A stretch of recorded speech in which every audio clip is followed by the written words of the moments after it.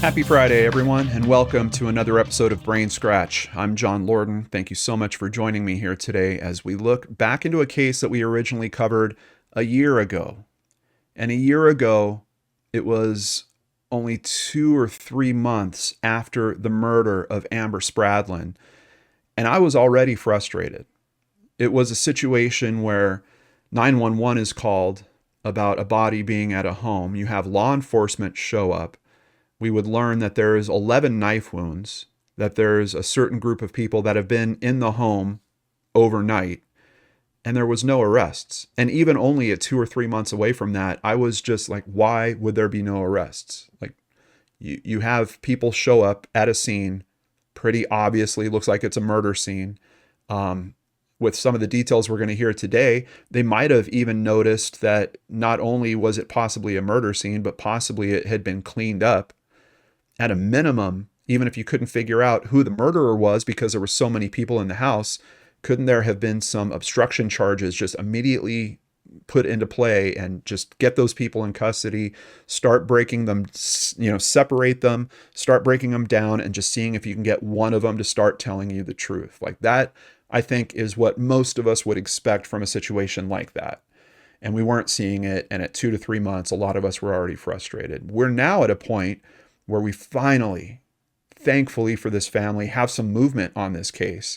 And maybe, based on what we're hearing from the Commonwealth Attorney, maybe this is the best way for it to have been processed and for it to go.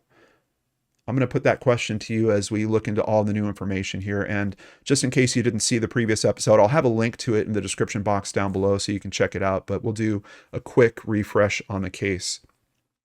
According to Kentucky State Police, 38-year-old Amber Spradlin was found dead in a home on Arkansas Creek on June 18, 2023. The incident that led to her death is believed to have happened overnight on June 17th.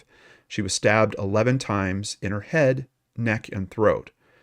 It was brutal. There was blood everywhere. There was blood everywhere, blood mixed with other blood, said family attorney Mark Wolander. Wolander believes that state police have had a suspect since the first week of the investigation, though no suspect has been named publicly. He described the crime scene as incredibly gruesome and said he believes that they are waiting on DNA evidence, which has been difficult to analyze.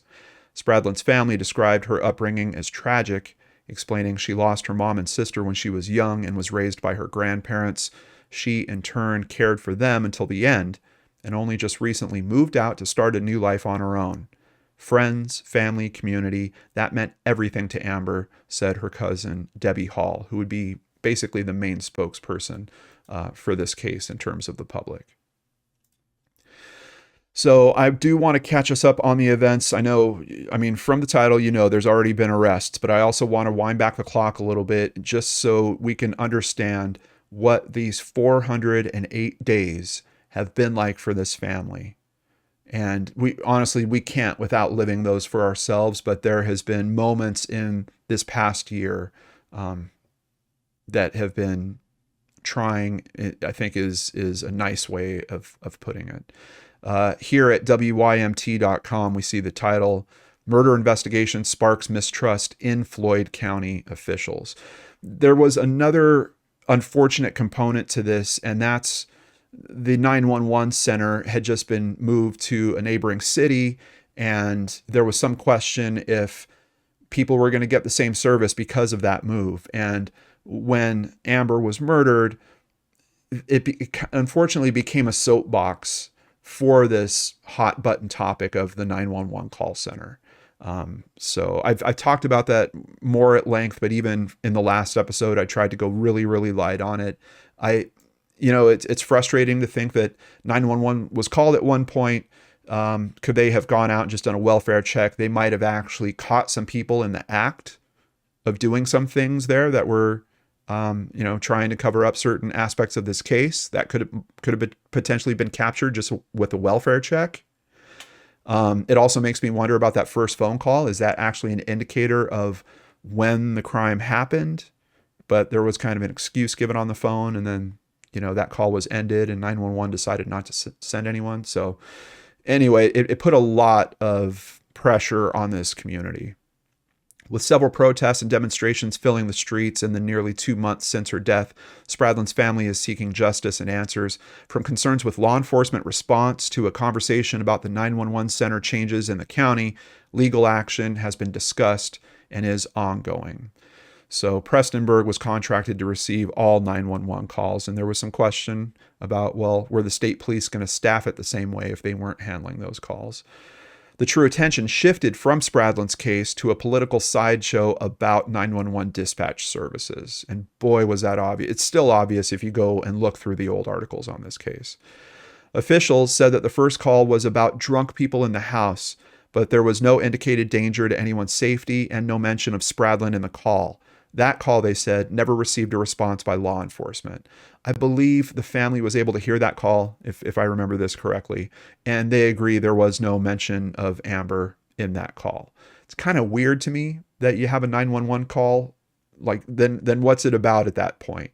That's what I'm wondering, if there was some component where maybe this is actually part of the crime timeline, but we just don't know it because the information didn't come across on that phone call. The second call, about 5 hours later, reported the crime, and KSP immediately responded. And of course, that's a situation I described at the start of this video. They show up, someone has clearly been murdered, but no one goes into custody. The family has urged the public to keep the search for justice focused on Spradlin without making her death a political platform. Something that honestly, there still seems to be a little struggle with around this. But I also understand that people are looking for change around this as well because of what happened. That 911 call, the way it was handled, could things have been different around that? I think is certainly worth looking into. It's just there's so much more to focus on with this case that is more urgent, more eminent. We have a figure that lives in this community that is a little well-to-do. He's a local dentist. He owns a couple of restaurants. This happens at his house. There's potential power play struggles going on here. He actually calls the acting chief of police before they call 911, and there's some conversation that happens there. We don't know what that conversation is. Pretty soon, the chief of police resigns.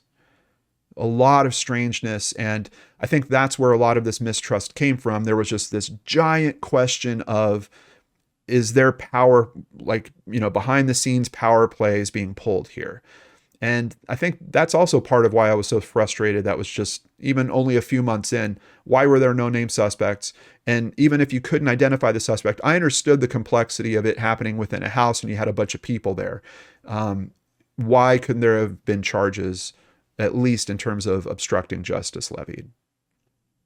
According to her family, when she was younger, Spradlin would count her gifts and deck the halls during the Christmas season. So remember, this is the family's first Christmas without her now too. In 2023. Spradlin's aunt, Melissa Salmon, said, "This has been really hard. I didn't put up a tree this year." 6 months later, no arrests have been made. This season, instead of decorating trees, Spradlin's family spent time decorating her grave. "It was really hard to see her name on the plaque," said Salmons. "It shouldn't be that way.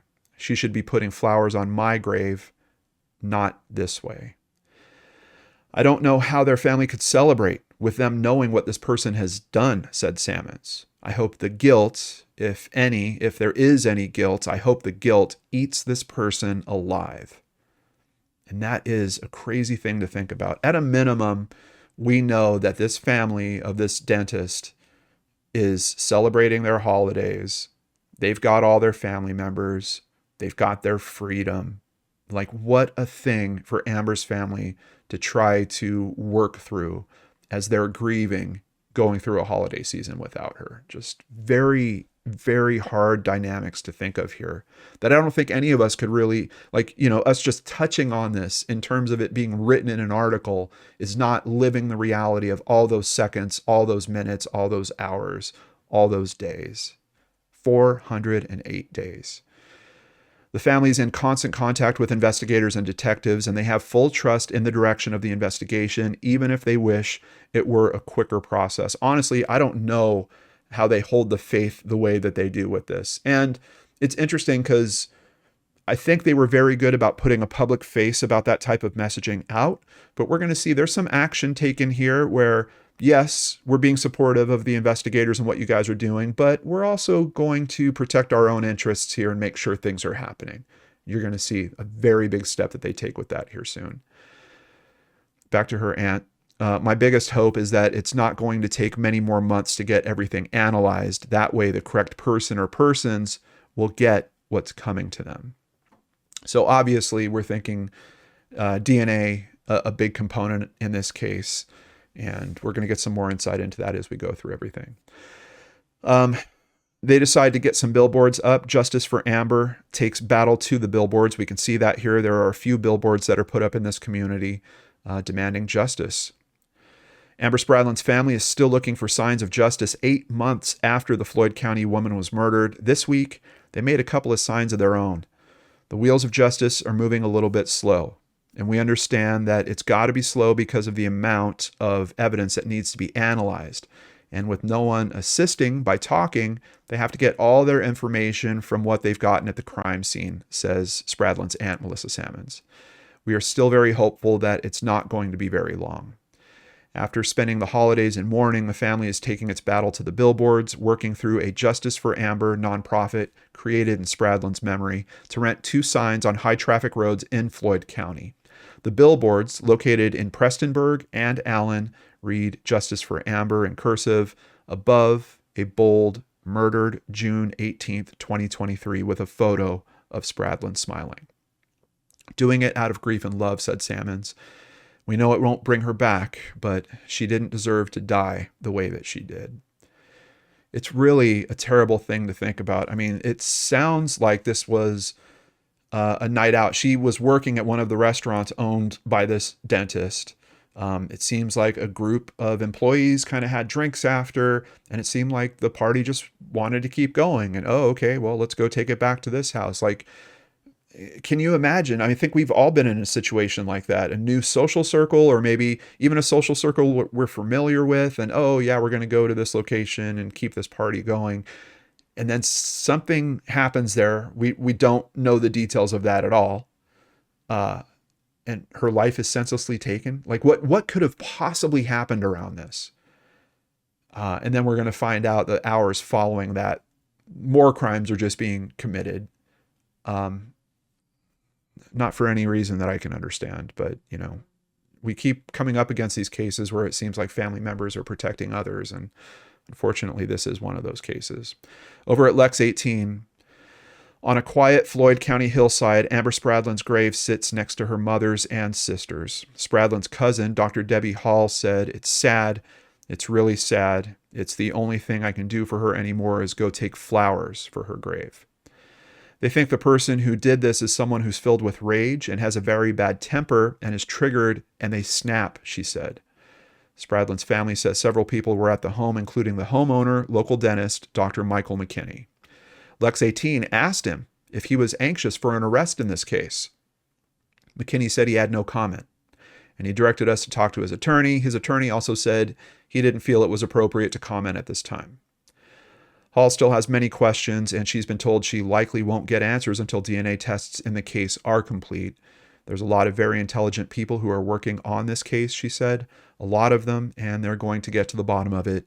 People are going to have to answer.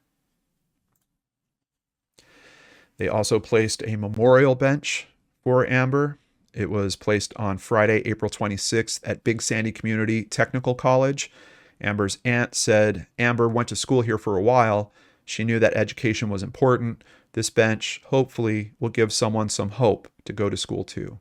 It's a place to sit and rest and look at the garden they're going to be growing out here. We can see written on this bench, loving daughter, granddaughter, niece, cousin, and friend, world traveler, concert goer, cat mom, and food critic.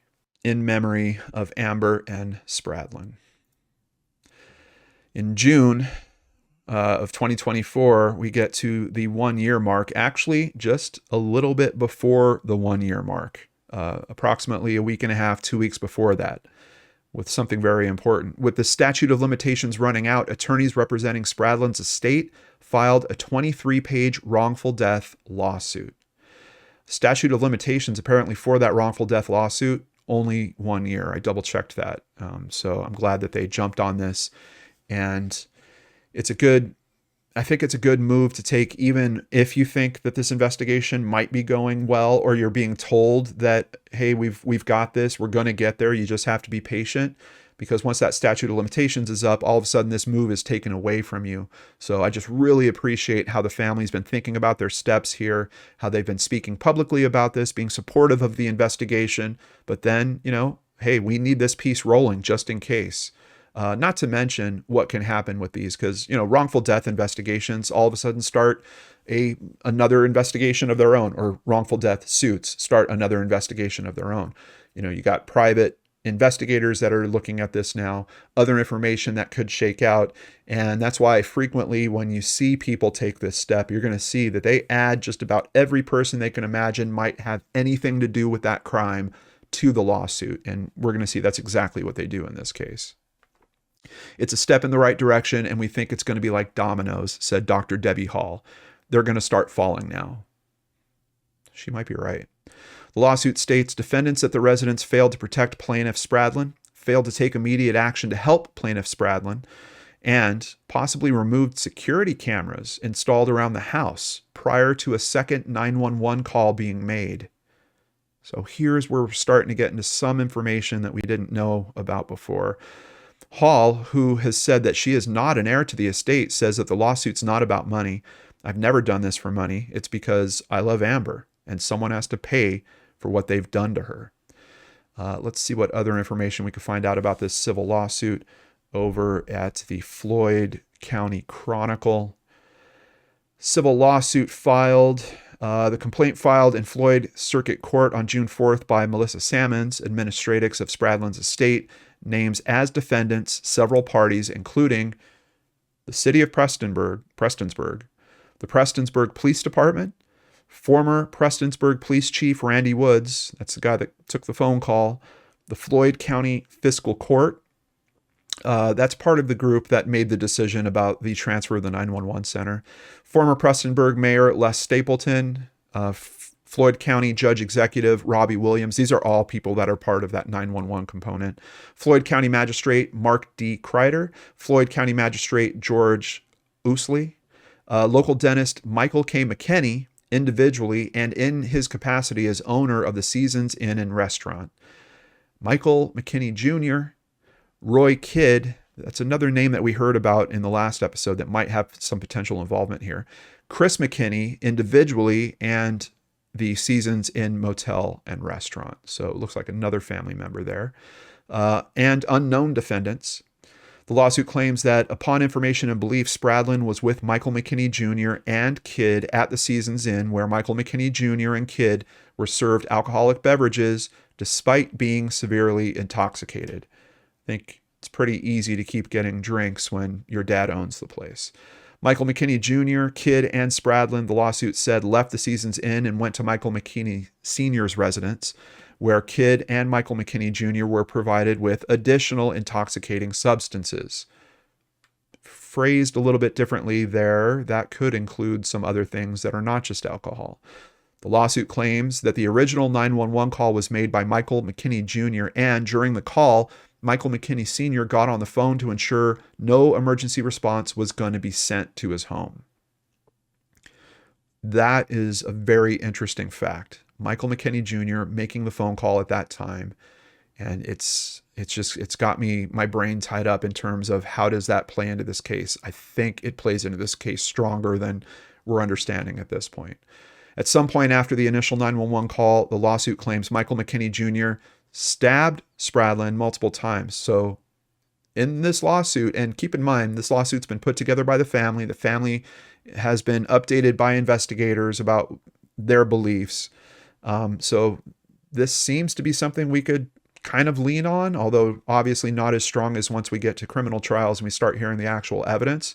But the lawsuit is claiming that it was after that first 911 call that Michael McKinney Jr. stabbed Amber multiple times, causing her death inside the residence. So Michael McKinney Jr., seemingly the person. I will have a link to mountaintopmedia.com as well. They've got the full complaint printed there. So if you want to dive in word for word, I'll have that in the description box down below in the sources. And then we hit the 1-year anniversary, still no arrest, but we do have family taking their right step, starting the civil suit, and saying they think it's going to start falling soon. Family remembers Amber Spradlin on the 1-year anniversary. Dr. Debbie Hall says time has not helped heal her heart. It has not helped anything here. It's made it all worse, she said. I think once we get some arrests, we can start to heal and feel a little bit better. For now, Kentucky State Police has not named anyone as a suspect. The family says they're waiting on DNA results. Hall is still confident the person or persons responsible will be charged.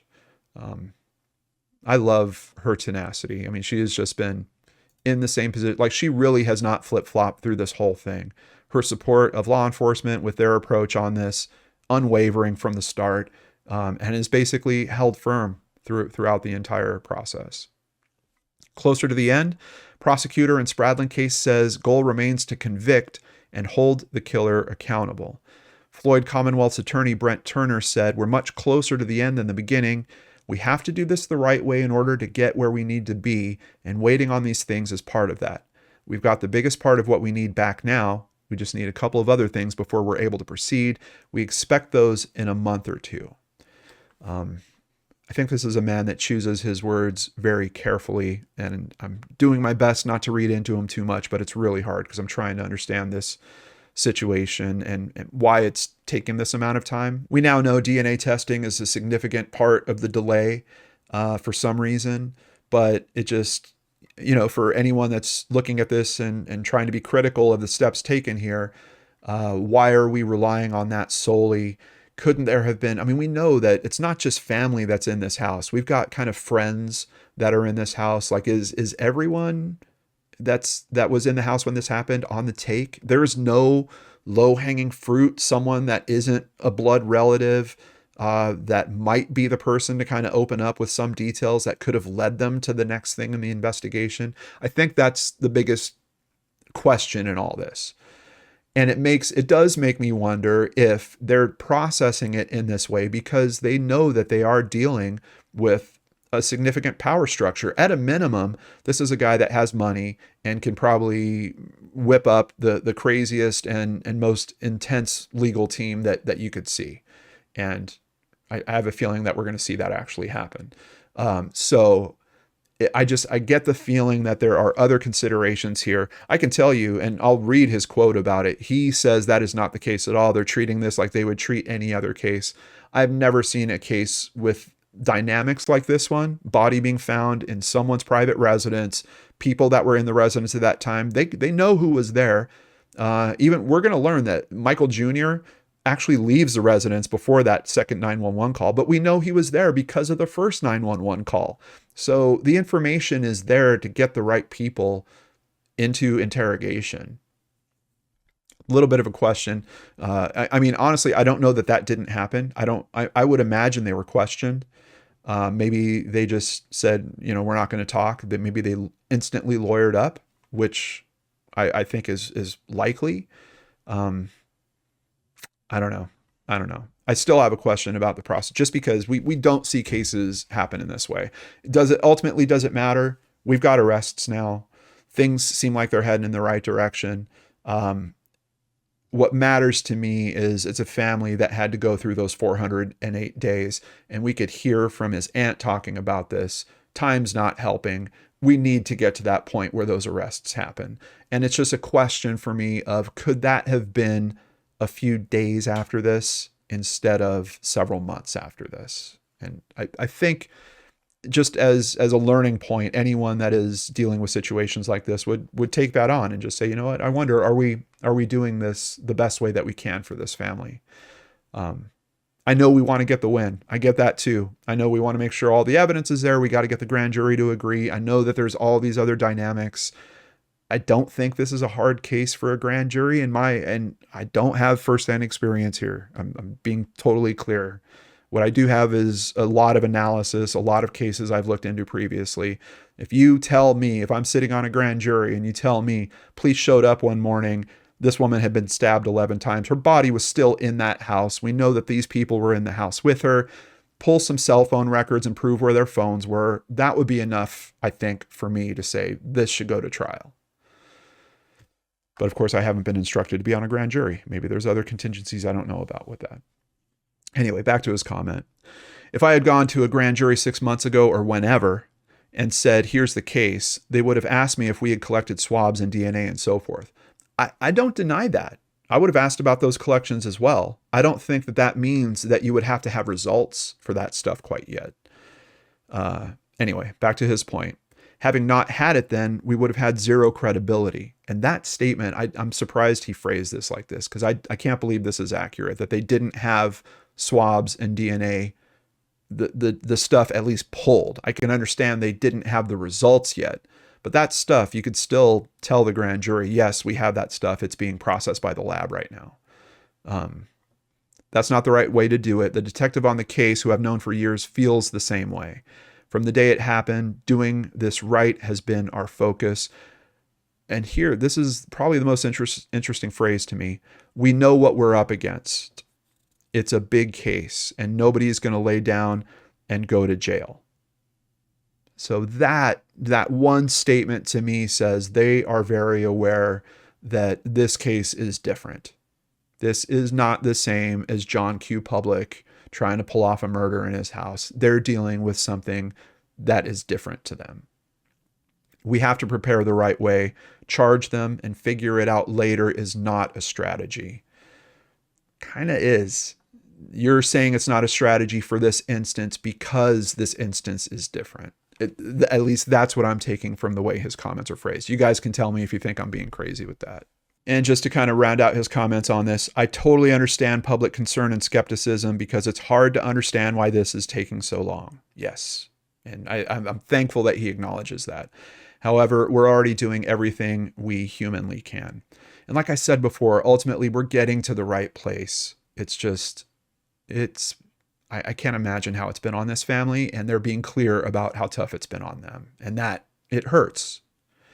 The Floyd County Circuit Court's office tells WOWK13 that a grand jury returned indictments in connection to the June 2023 death of Amber Spradlin. Finally, he does it his way. They take it to the grand jury. They do get what they're looking for there. We have the indictments. The documents stating who was indicted and what the charges are have not yet been released. That's as of when this article came out. They have been released since, and we're going to get into all those details. But first, we got to talk about this moment, a moment where a dentist decides that he's going to walk across the street to the restaurant that he owns for lunch, and he's stopped along the way, arrested, and you have members of the public cheering, cussing him out. I can't play that part of the clip, but they also say this.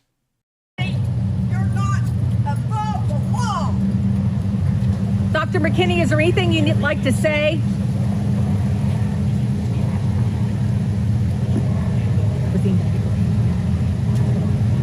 That's the only part I could play, because everything before that is a guy just telling him off and using all kinds of special words to do that. We also do have footage of them actually taking him and someone else who we'll come to learn lives in the house, but is not a direct relative, at least like not one of his children. He might be a cousin or something, but I'm still unsure.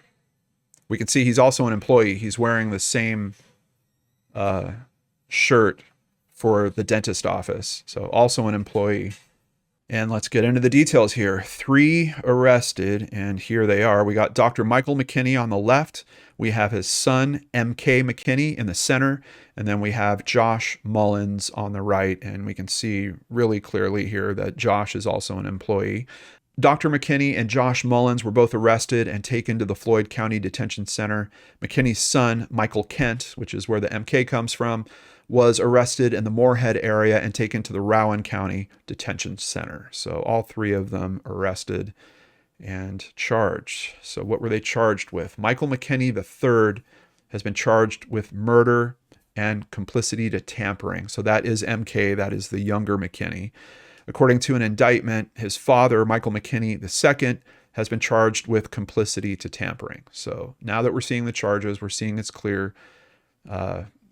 the assumption here is that the dentist is helping to cover up the crime of his son.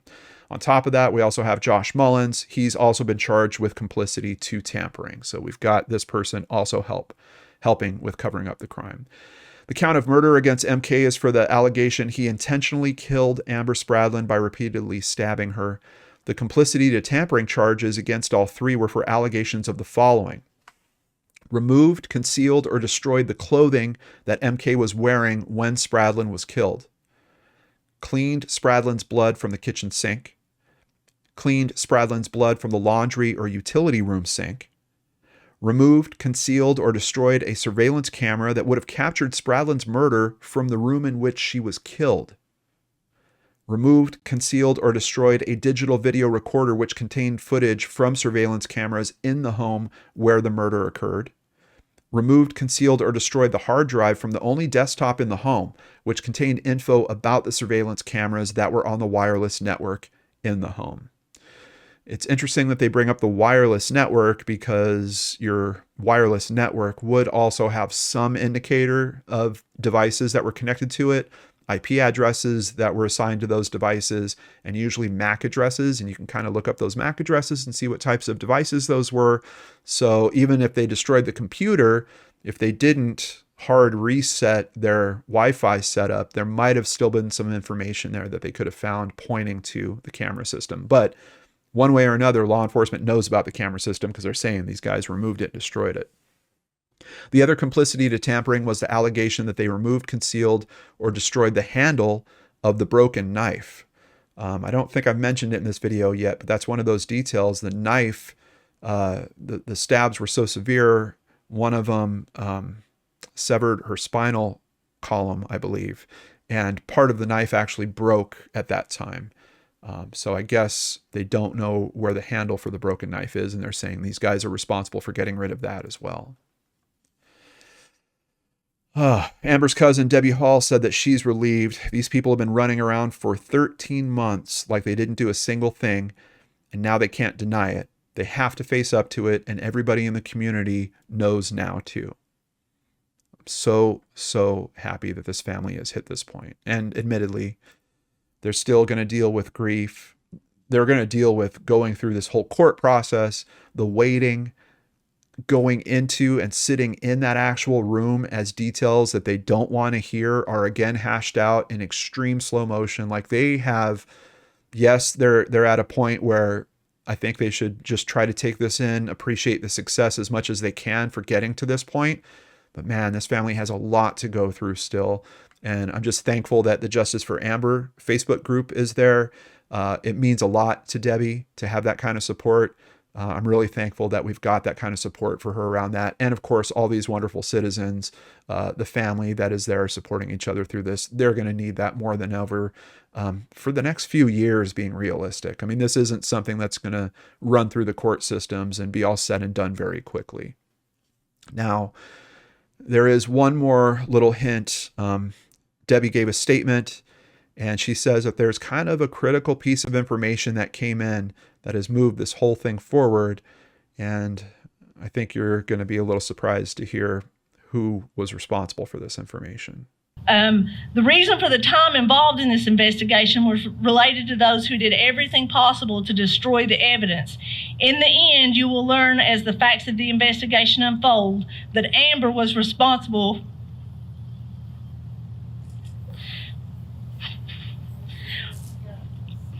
for the final clue, which revealed those responsible for the heinous murder. And obviously now we have much more insight into the difficulty of this case. Effectively, the murder happened. These guys took all the time they wanted to destroy whatever evidence they could. And they even got rid of the suspect. They sent him off. He was gone by the time that the second 911 call happened. So I'm really thankful that I know that they can't share a whole lot with us at this time, but it is giving us some really important insight. And I think that's going to help curb public opinion about the delay that we've had here. Like this is a messed up case, already challenging. We're talking situation within four walls, But then knowing there was a camera that captured the whole thing, that's been destroyed. The rest of the murder weapon, missing. The clothing, missing. All the things that you would expect and need in a case that seems simple because police show up, there's a body in a house, they can tell she's been murdered there. The other pieces that you needed to get this done weren't there because there was people literally working against law enforcement from before law enforcement knew about this. This is before all the problems, with the 911 call center, like all that stuff we can kind of push to the side for a moment and just look at the physical evidence that we know about at this point.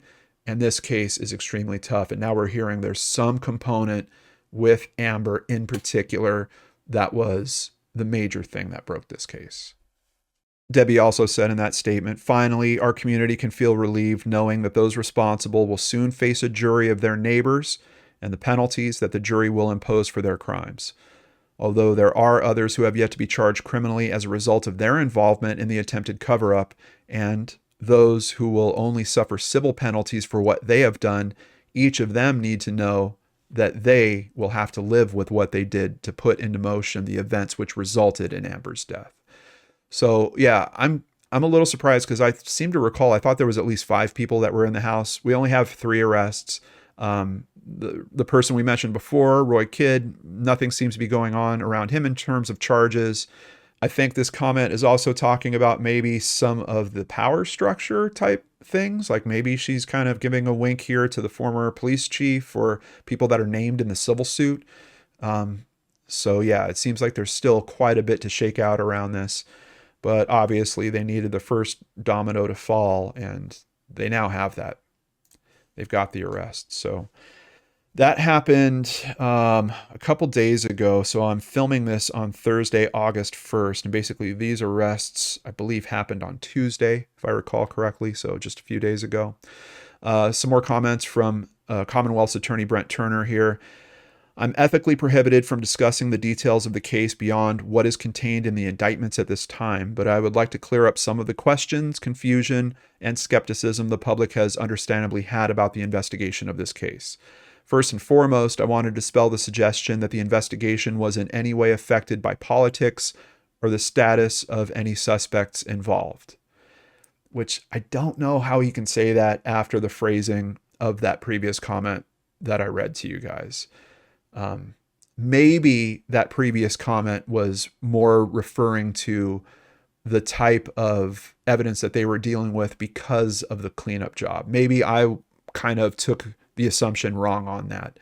He's saying it has nothing to do with those power structures. I find it really, really hard to believe because quite honestly, we live in a world where we're dealing with power structures constantly and things happening behind the scenes. I mean, it's not, I don't know how there could be some belief that that kind of stuff isn't coming into play here, but these are his words. The public has understandably questioned why it took so long to present this case to a grand jury, but the entire reason for the delay is that the KSP Forensics Lab's inability to complete tests quickly. This is due to the tremendous backlog they have from handling all forensic testing for the 400 different police agencies in the state who send evidence there. How is that happening? That's insane to me. 400 different police agencies all using the same crime labs, essentially. Like at some point you have to think they got to start outsourcing something like that. I mean, I don't know. Let's continue with what he's saying here. The reason for this backlog is that they are severely understaffed because our legislature will not fund them properly. It often takes 18 months to get a single DNA test result back. That's just a fail. Like, how is that happening? That's not appropriate. This stuff needs to come back faster than that. 18 months just to get a single DNA test result back. That means you're never going to be able to bring in a suspect within a year and a half. What if it's a serial killer? You're going to let him float around while that DNA test result's waiting on someone's desk? Like that is crazy. We've had to move heaven and earth to get the results we've received as quickly as we did. This is not a criticism of any of the forensic scientists working at the lab. They're extremely talented people working themselves to death for much less money than they deserve. They simply do not get the financial support they need, and our legislature should be ashamed. Yeah, that's really, really troubling. We started receiving test results over the last 6 months, but some of the most critical items sent for testing were only completed within the last few weeks. While there are still numerous items awaiting testing, we felt that there was finally sufficient evidence for the grand jury to review the case, and they have done so. Because there are still other tests pending, and due to the ongoing nature of the investigation, it's always possible that the grand jury could consider additional charges in the future. So maybe more people will be charged.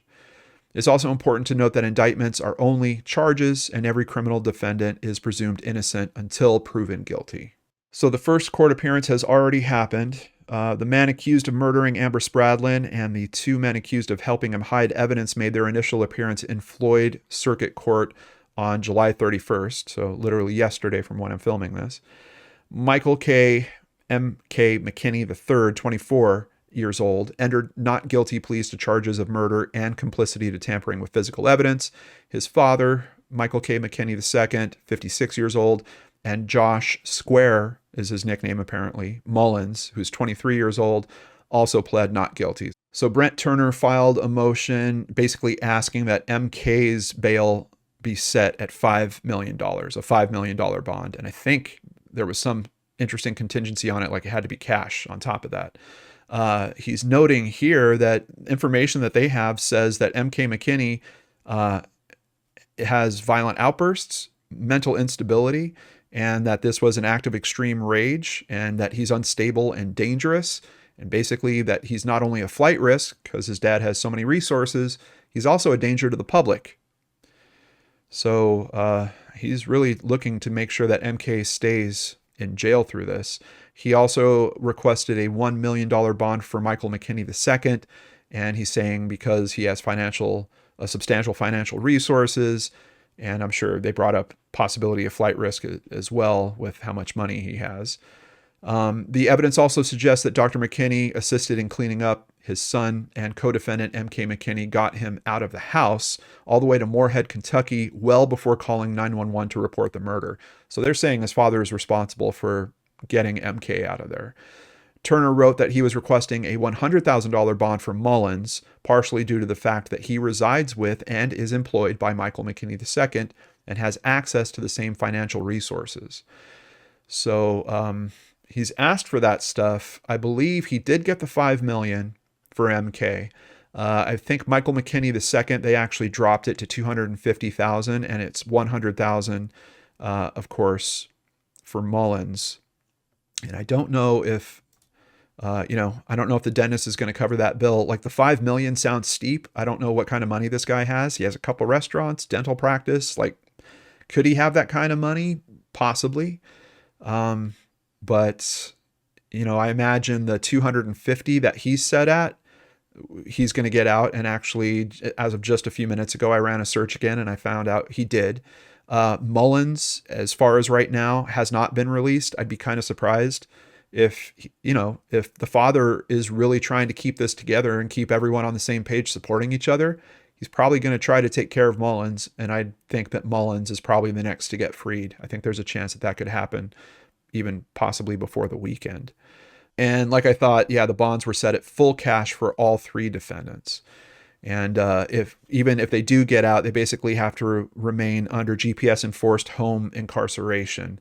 So they will be stuck at home. They also have to surrender their passports, and they're prohibited from possessing weapons or consuming drugs or alcohol. They'll be subject to random blood, breath, and urine tests. So despite the fact that they might be able to get the bail, they'll be stuck at home and not able to do a bit of what it seems like is the normal stuff for them to do.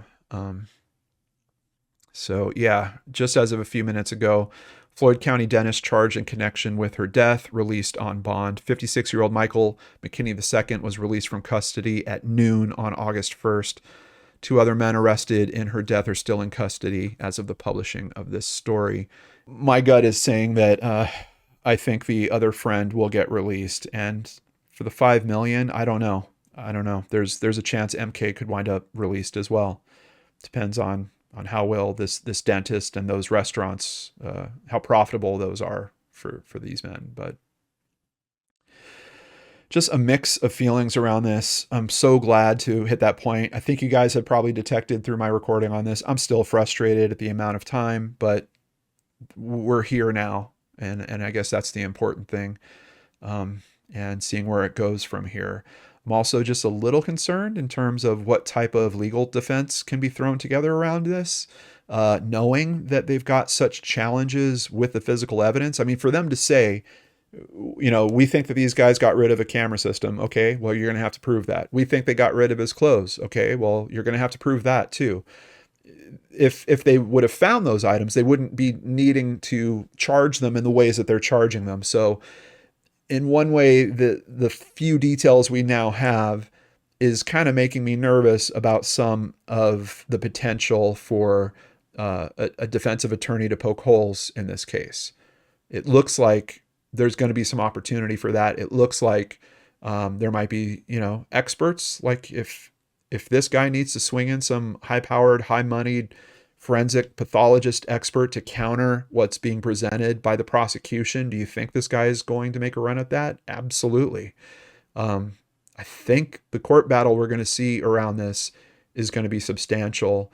I'm just hoping that that piece of evidence that reportedly came from Amber is the one that does it. I hope it's something that is extremely hard to refute and really tells the truth of this case in a way where the jury's going to see it and make the right call.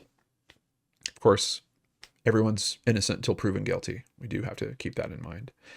What do you guys think? Let's please talk about it in the comments down below. As always, let's please remain respectful to everyone involved in this story. There's always a chance that family's going to come along and just, again, I feel so bad for what this family has gone through. This seems senseless in so many ways. It feels worse to me. It's kind of gross to me that someone would try to cover this up. I'm kind of getting tired of seeing stories of this nature where parents are covering up for their children. I don't get it. I don't think, I don't know. I'm not a father. Maybe there's some component that I just don't understand because I'm not wired for it. I don't have a need for it because I don't have kids. I don't get why we've seen case after case after case with this dynamic. It's really, really troubling.